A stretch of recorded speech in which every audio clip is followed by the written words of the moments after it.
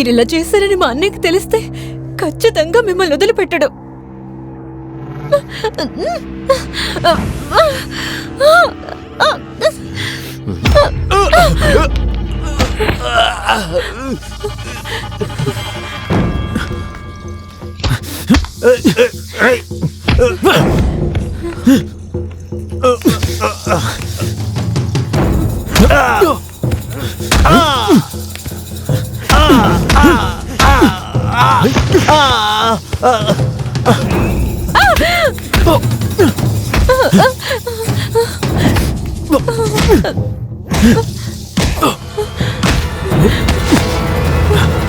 పద.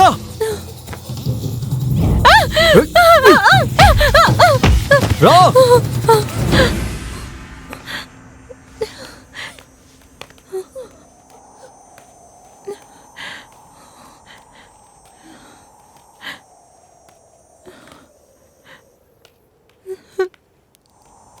ఊర్లో ఈ విషయం తెలిస్తే రకరకాలుగా మాట్లాడుకుంటారు.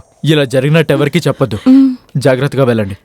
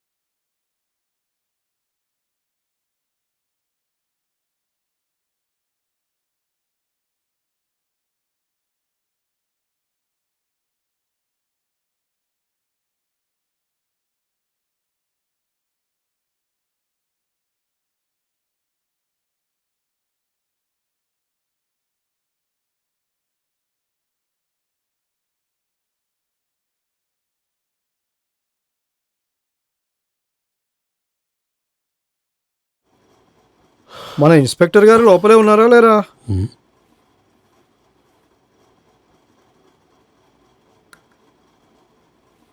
రండి మామయ్య. నమస్తే బాబు. నమస్తే అండి. నమస్తే రండి అయ్యా, బాబు. రండి లోపలికి రండి. ఏమత్తయ్య బాగున్నారా? నువ్వు మాకు అండగా ఉన్నప్పుడు మాకు ఇంకేం దిగులుంటుంది చెప్పు. లోపలికి రండి,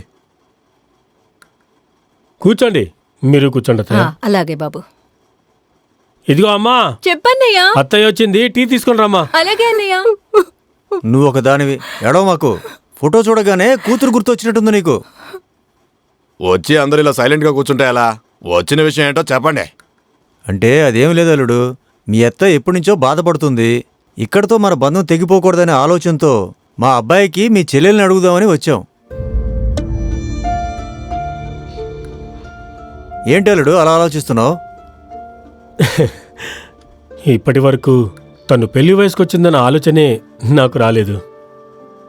అందుకే ఓ నిమిషం నాకు ఏమీ అర్థం కాలేదు.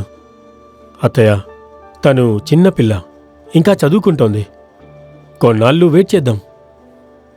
సరే ఆగుదాంలే. నువ్వు సరే అని చెప్పు, నిశ్చితార్థం చేసుకుందాం. తర్వాత 6 నెలలకో సంవత్సరానికో పెళ్లి చేసేద్దాం. తీసుకోండి పిన్ని.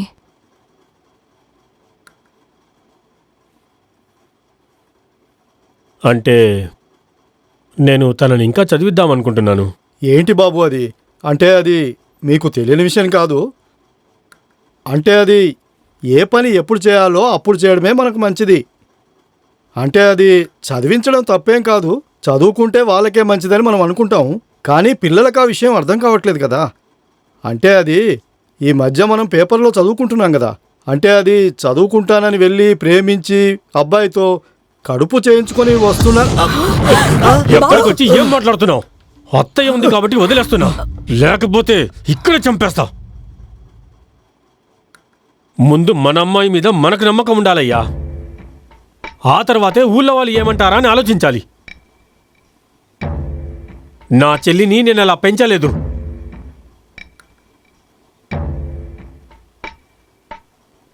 నాకన్నా ఇంకొకడు ఎవడో తనకి ముఖ్యమని నా చెల్లి చెప్తే ఆ రోజే నేను ప్రాణాలతో ఉండే చివరి రోజు.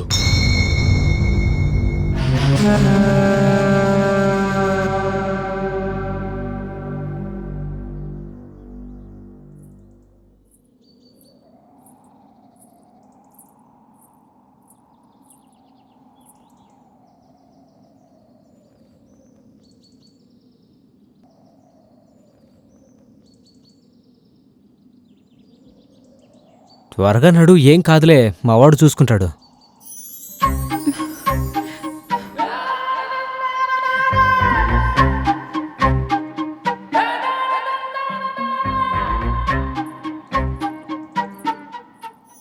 నాకు తోడుగా ఎవరూ లేకపోయినా బోర్డర్లో చాలా రోజులు ఒంటరిగా ఉన్నాను. అప్పుడు కూడా నాకెప్పుడు భయంగా అనిపించలేదు. కానీ అదేంటో తెలియదు, కానీ ఈరోజు బాగా భయం వేస్తుంది. తీసుకో.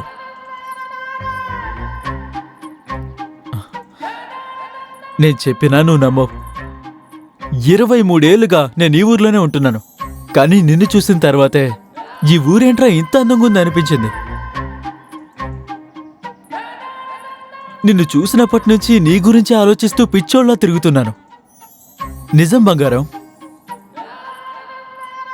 నేను అప్పట్లో ఆలోచించేవాణ్ణి, ఈ అబ్బాయిలేంట్రా అమ్మాయిల వెనక కుక్కల్లా తిరుగుతున్నారు అని. కానీ అందులో ఉన్న ఆ కిక్కు ₹1 కోటి ఇచ్చినా రాదు. అంతెందుకు, నేను నిన్ను ప్రేమించడం మొదలుపెట్టిన తర్వాతే నా కళ్ళొస్తున్నాయి.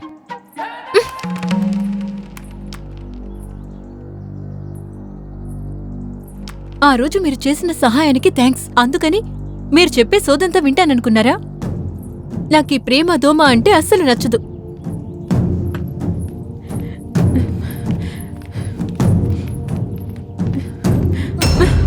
నిజం చెప్పు, నేను నీకు నచ్చలేదా? ఏది నా కళ్ళలోకి చూసి చెప్పు. నచ్చలేదు చాలా.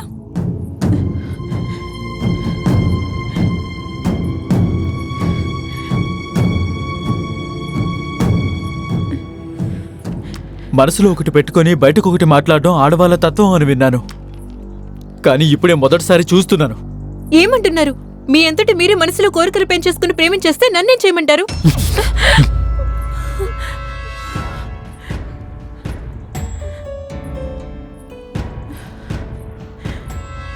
నేను పిచ్చోణ్ణి.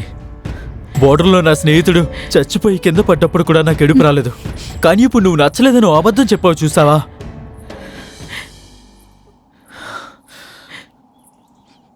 అసలేంట్రా నా జీవితం ఎలా ఉందని నిన్నాళ్ళు అనుకున్నాను. నిన్ను చూసిన తర్వాతే నాకు బతకాలన్న ఆశ కలిగింది. ఇంతకు ముందొచ్చినప్పుడు ఎప్పుడు లీవ్లు అయిపోయాయని బాధపడలేదు. కానీ ఇప్పుడు బాధేస్తుంది.